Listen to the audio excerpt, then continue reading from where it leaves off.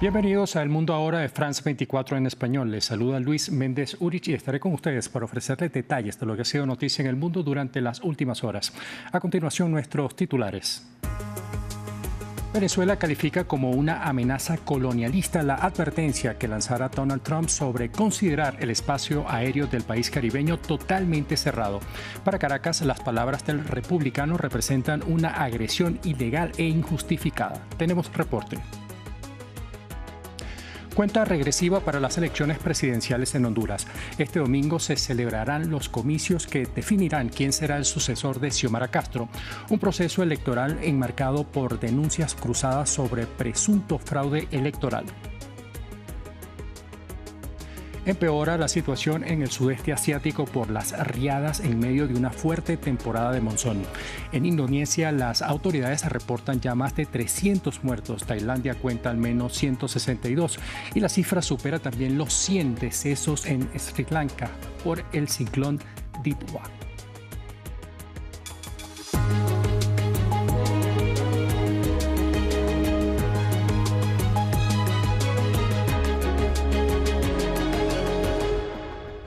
Iniciamos en Venezuela porque en esa nación el gobierno respondió a la advertencia lanzada por el presidente de Estados Unidos, Donald Trump, sobre considerar el espacio aéreo de la nación caribeña completamente cerrado.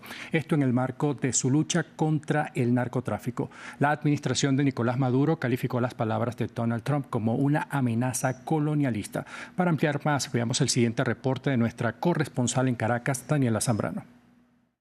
A través de un comunicado, la Cancillería venezolana repudió el mensaje enviado más temprano por el presidente Donald Trump, en el que instaba a todos los pilotos y aeronaves del mundo a considerar como cerrado el espacio aéreo venezolano. Lo calificaron como un acto hostil, unilateral y arbitrario y denunciaron que se pretende aplicar extraterritorialmente una ilegítima jurisdicción de Estados Unidos sobre Venezuela, violando la soberanía de su espacio aéreo.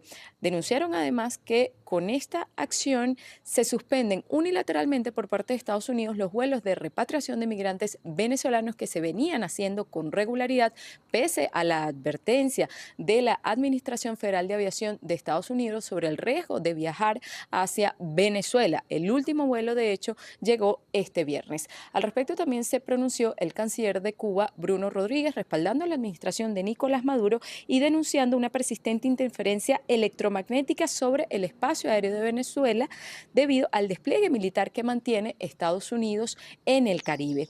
A lo interno, el partido de la líder opositora María Corina Machado, quien permanece en la clandestinidad, ha denunciado aumento de la persecución política, que en lo que va del mes de noviembre se han detenido al menos a 26 personas, entre activistas políticos y familiares de ellos.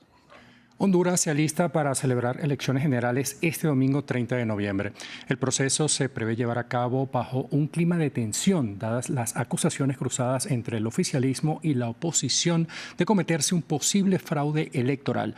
Tanto la candidata del partido de Xiomara Castro como el bipartidismo de oposición han advertido a sus votantes que la única manera de evitar una crisis postelectoral es que haya una votación masiva. Desde Tegucigalpa, nuestro enviado especial Andrés Suárez Jaramillo tiene el informe.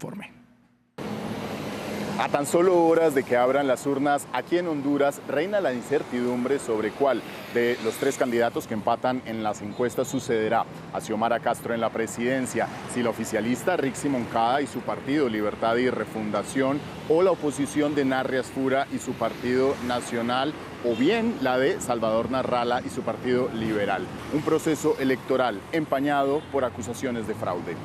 Hay que recordar que el 31 de octubre de este año, el fiscal general Joel Zelaya presentó 26 audios en los que se escucha una voz que parece ser la consejera Cosette López en una conspiración velada para intentar afectar el proceso democrático y anular estas elecciones para que se repitieran. La investigación que cursa en la Fiscalía involucra a la cúpula del Consejo Nacional Electoral por una presunción de hackeo del TREP, el sistema de transmisión rápida de resultados electorales.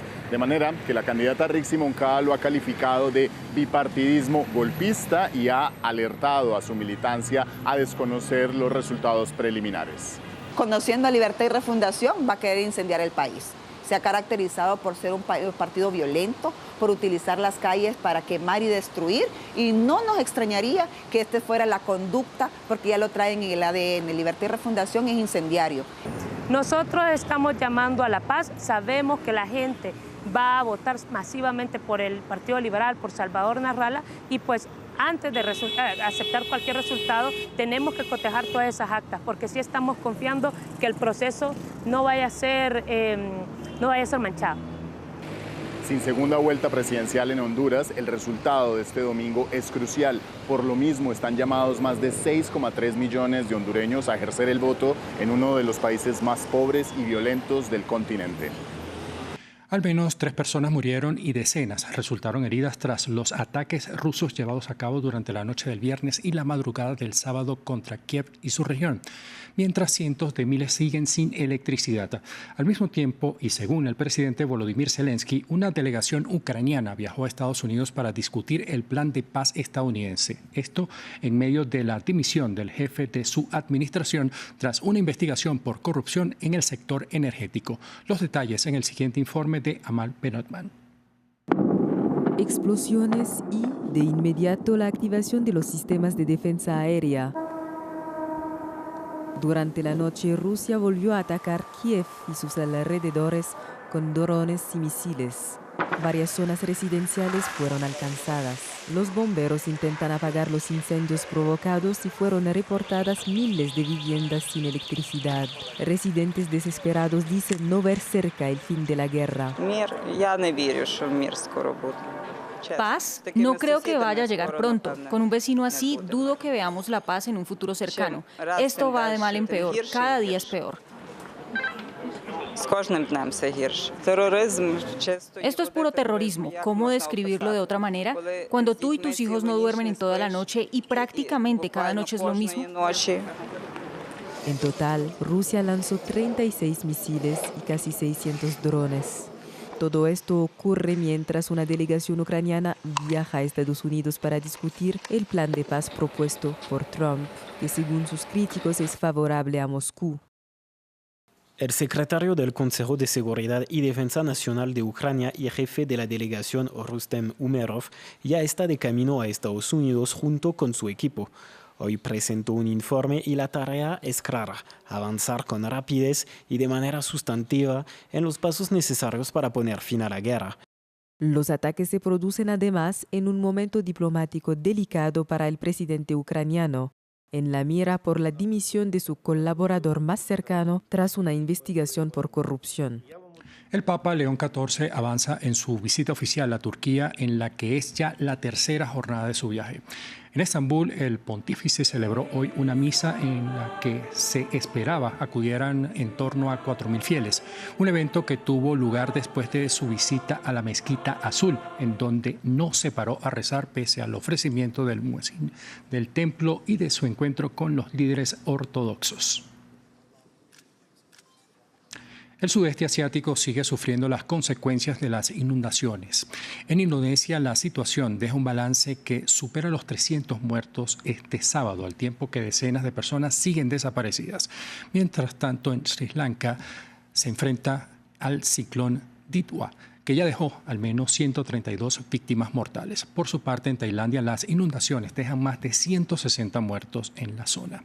Las labores de los equipos de rescate se dificultan por las condiciones meteorológicas y las vías de comunicación cortadas por los derrumbes. Más detalles en el siguiente informe de William Gasso. Un paisaje destrozado por el agua y equipos de rescate que buscan víctimas en el lodo. En la isla indonesia de Sumatra, las inundaciones dejaron cientos de víctimas. Las lluvias cesaron, pero hay decenas de personas desaparecidas según las autoridades, mientras que unas 80.000 personas han sido evacuadas. La llegada de la ayuda es lenta por el mal tiempo y las vías cortadas. No hemos recibido ayuda médica del gobierno. En cuanto a alimentos, tenemos una grave escasez. Ni siquiera tenemos arroz. En Sri Lanka, el agua todavía inunda las calles. El ciclón Ditwa generó más de 300 milímetros de lluvia en las últimas 48 horas. Inundaciones y derrumbes que cobraron decenas de vidas y el balance sigue aumentando. El presidente de la isla declaró el estado de emergencia y pidió ayuda a la comunidad internacional para brindar asistencia a los damnificados. Nos enfrentamos al mayor desastre natural de la historia reciente. Si tenemos en cuenta las experiencias de los meteorólogos, los especialistas en riesgo y la población, la causa es una gran cantidad de precipitaciones junto con un ciclón de menor intensidad. Otros países de la región han sido afectados por el temporal como Malasia y Tailandia, donde el balance se cifra en decenas de muertos y cientos de miles de dólares en daños materiales. Este sábado, Hong Kong inició el primero de 3 días de luto oficial por las víctimas del considerado incendio más mortífero en casi 80 años. Las autoridades siguen buscando sobrevivientes mientras los investigadores analizan cómo las llamas envolvieron tan rápido el densamente poblado complejo residencial. Según medios estatales chinos, Beijing ha lanzado una campaña nacional para reforzar la prevención de incendios en edificios de gran altura. Veamos más en el siguiente informe. En Hong Kong, una ciudad que rara vez se detiene, el silencio lo invade todo. El territorio llora su incendio más mortífero en décadas. Residentes dejan flores donde se perdieron más de 120 vidas y aún hay personas desaparecidas. Hay errores humanos, decisiones equivocadas, gente codiciosa, y han causado la muerte de más de 120 personas. Ya no me quedan lágrimas que derramar. En la sede del gobierno, la bandera ondeó a media asta, mientras funcionarios y empleados públicos guardaban un minuto de silencio. El incendio comenzó el miércoles por la tarde y se extendió rápidamente por 7 de las 8 torres de 32 pisos, envueltas en andamios de bambú, malla verde y aislamiento de espuma debido a las obras de renovación. Mientras continúa la búsqueda de supervivientes, los residentes se movilizan para apoyar a quienes han perdido sus hogares.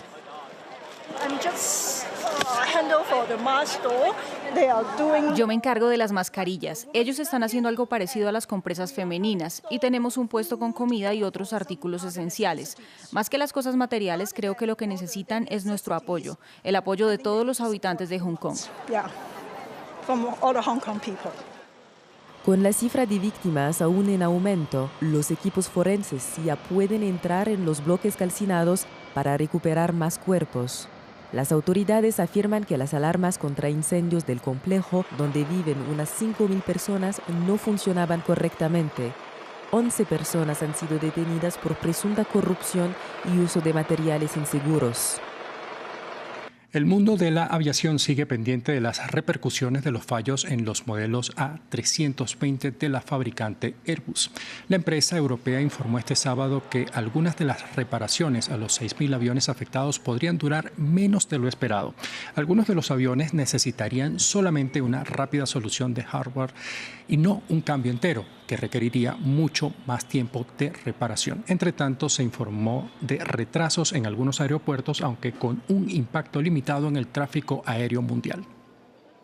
Es uno de los aviones más vendidos, usado por aerolíneas de todo el mundo. Airbus ha ordenado la reparación de 6.000 de sus A320, más de la mitad de su flota mundial, debido a un problema con el programa informático de control de vuelo. Por razones de seguridad, los aviones no pueden volar hasta que sean reparados. El sistema de vuelo en cuestión envía comandos desde la palanca lateral del piloto a los elevadores de la parte trasera. Está fabricado por la empresa francesa Thales, que afirma que no es responsable del problema. El incidente que motivó la retirada se produjo en un vuelo entre Cancún y Newark. Varios pasajeros resultaron heridos tras una brusca pérdida de altitud, lo que obligó a los pilotos a realizar un aterrizaje de emergencia en Florida. Airbus afirma que la radiación solar podría haber sido la causa.